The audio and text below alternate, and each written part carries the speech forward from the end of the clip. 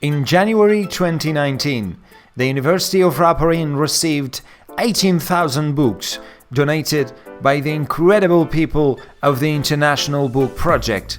Their kind donation is an incredible gift to the university and the wider community. Our amazing volunteers have been working on making this resource available for September. This also includes a new digital catalogue so that everyone can search the collection wherever they are.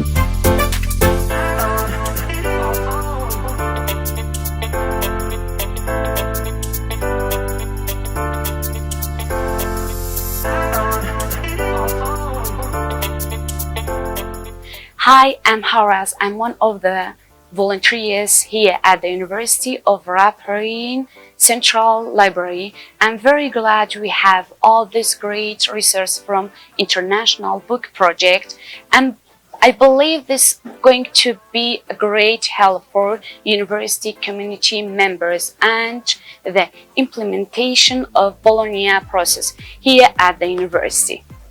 Thank you. Thank you. Thank you.